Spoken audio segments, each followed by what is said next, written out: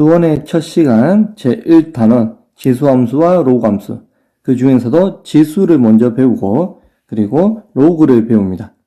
는 y를 붙인 지수함수와 로그함수에 대해서 공부를 하게 됩니다. 중학교 1, 2, 3학년 그리고 고등학교 1학년 때 배웠던 내용을 바탕으로 지수, 로그, 지수함수와 로그함수를 배우고 그리고 이후에 배우는 미적분에서 결국 지수함수와 로그함수의 극한, 미분, 적분을 하게 됩니다. 자, 첫 번째 시간으로는 지수가 무엇인지 보겠습니다. 학습 목표로 거듭제곱과 거듭제곱근의 뜻을 알고 그 성질을 이해한다. 거듭제곱이 여러분 무엇일까요? 그죠? 여러 번 뭐한다? 곱한다는 거죠. 어떤 수 A를 여러 번 곱하여 A제곱, A세제곱, A를 3번 곱한 거죠. 이런 식으로 4번, 5번 계속 곱하는 거를 A의 뭐라고 합니까? 거듭제곱이라고 합니다.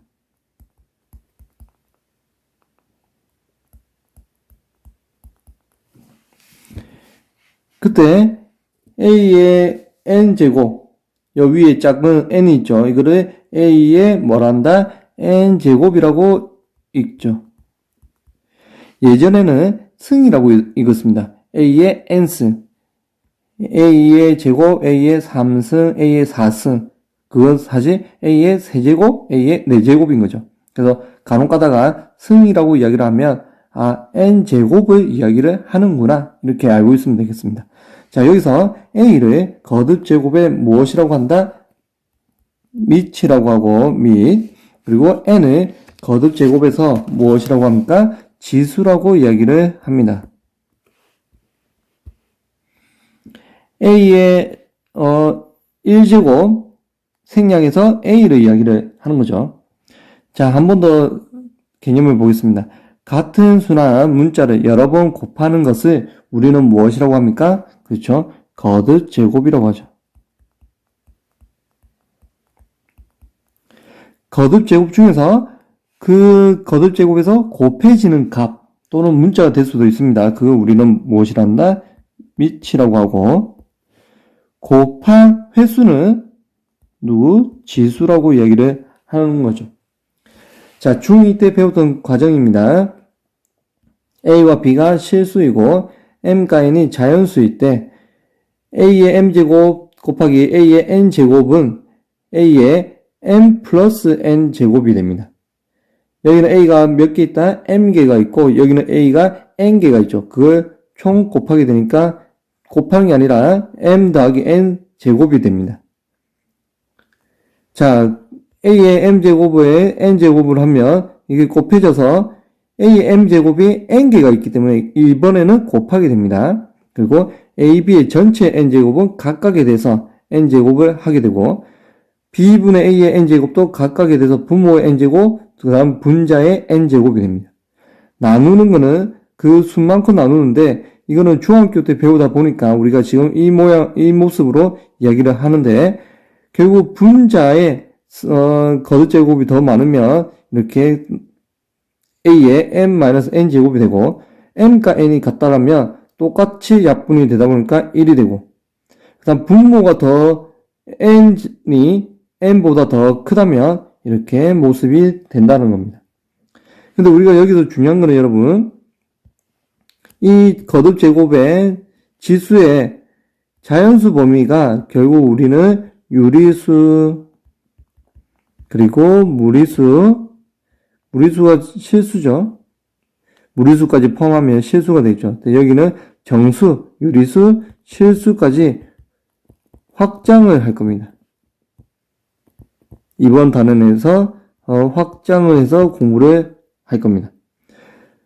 그리고 미리 이야기를 하면 나중에 자연수에서 정수로 확장을 하게 되면 A의 -1제곱은 결국 A분의 1이라고 나타내고 A의 -N제곱은 A의 N제곱분의 1이라고 나타냅니다. 결국 주어진 이 값은 아직 정수까지 확장 안 했기 때문에 이렇게 나타내는 것이지 이건 결국 A의 n-n제곱과 같은 뜻입니다. 누구랑 같습니까? 이 부분과 똑같은 모습인 거죠. 여기에 전체에 마이너스 1승하면 이렇게 역수로 재 수가 있습니다. 자, 그 다음에 주어진 중2 때 과정인 거죠. 이 문제를 간단하게 풀면 A의 세제곱과 A의 제곱이 있죠. 그러면 3과 2를 곱해서 A의 6승이 아닙니다. A의 5승, A가 5개가 있습니다. 3 더하기 2, 그 다음에 곱하기 B의 4승 이렇게 되죠. 사실 이렇게 되는 이유는 곱셈에 대해서 교환 법칙이 성립하기 때문에 이 B가 결국 교환 법칙 이동해서 B 곱하기 B 세제곱에서 B의 4제곱이 되는 거죠. 그런 수학적인 의미가 있습니다. 자, 주어진 이 값은 A 제곱 B가 3개가 있기 때문에 결국 A의 2 곱하기 3, 이때는 곱하죠. 6승이 되고 B의 1 곱하기 3에서 3승이 됩니다. 그리고 3번은 A의 4승분의 2 곱하기 4에서 그 B의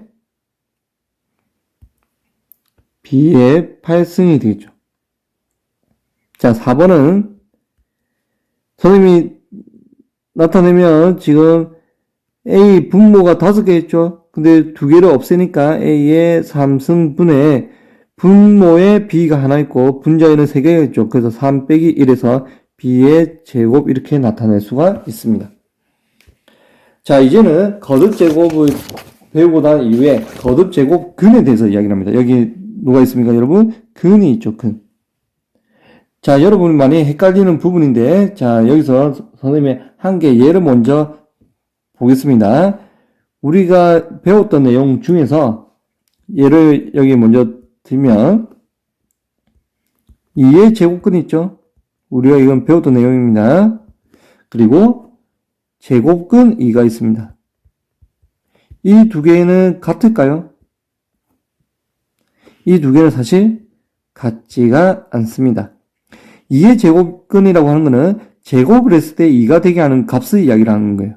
결국 누가 있습니까? 뿔마 루트 2가 있어요. 뿔마 루트 2는 제곱을 하면 2가 되죠. 근데 제곱근 2는 이 말 그대로 제곱근 2. 그래서 두 개는 같지가 않습니다. 근데 이제는 제곱근, 제곱에 대해서만 이야기를 하는 게 아니라 세제곱근, 네제곱근 뭐 쭉 가서 거듭 제곱근에 대해서 이야기를 하는 거죠. 자, 한번 읽어보겠습니다. 일반적으로 이 이상의 자연수 n에 대하여 n제곱을 하여 실수 a가 되는 수를, 즉 n제곱을 했다고 했죠. 그러니까 어떤 값 x에 대해서 n제곱을 하니까 얼마가 되더라? 실수 a가 되더라.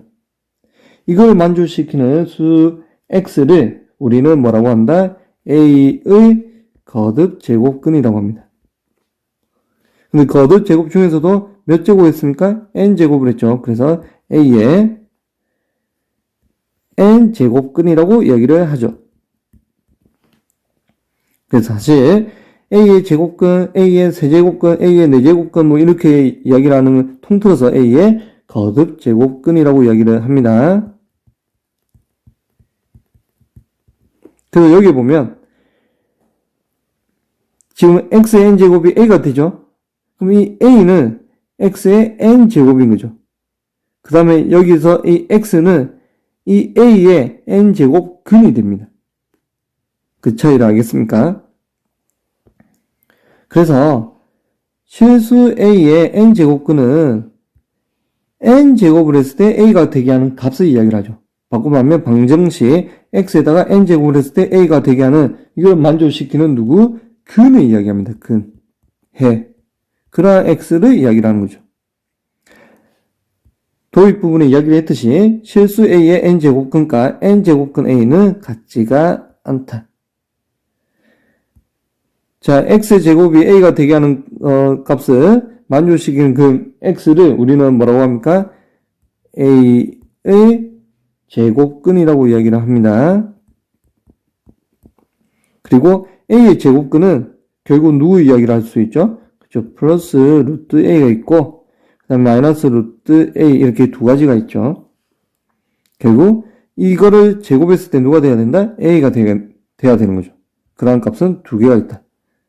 근데 여기 n제곱근 a는 그냥 n제곱근 이 부분은 n제곱근 a 이렇기 때문에 값을 하나로 나타내고 여기는 여러 개를 나타낼 수가 있기 때문에 같지가 않습니다. 근데 우리가 거듭 제곱근을 여러 개 이야기를 하겠지만 그 중에서 많이 이야기하는 게 4제곱근까지 이야기를 하는 거예요. 그래서 x의 n제곱이 a가 되게 하는 값 중에서 이 n이 4일 때까지 이야기를 할 때 n이 2라면 이렇게 합차 공식을 쓰고 그 다음에 세제곱이면 곱셈 공식을 이렇게 이용을 하고 그 다음에 4제곱일 때는 x제곱의 제곱이고 k제곱의 제곱이죠. 그래서 합차를 쓰고 또 이 부분은 또다시 합차를 쓰는 거죠.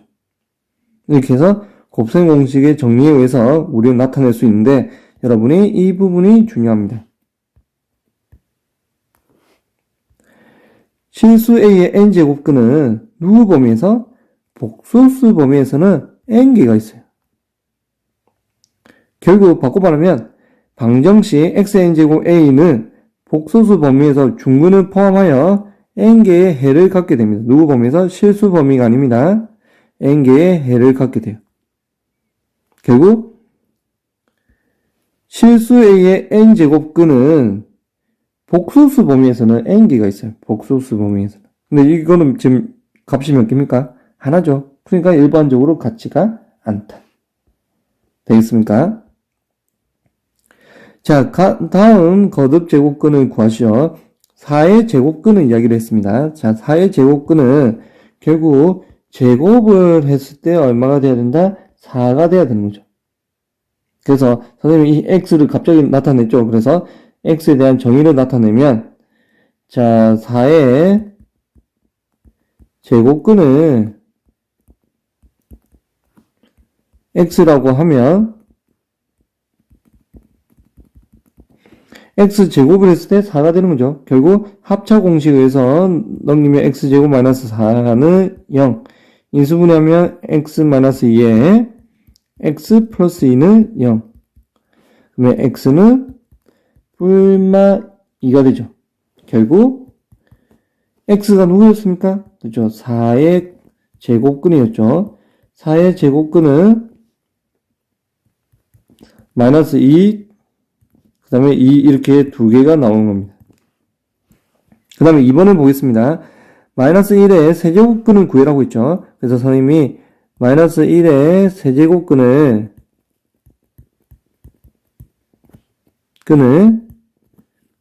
x라고 하겠습니다.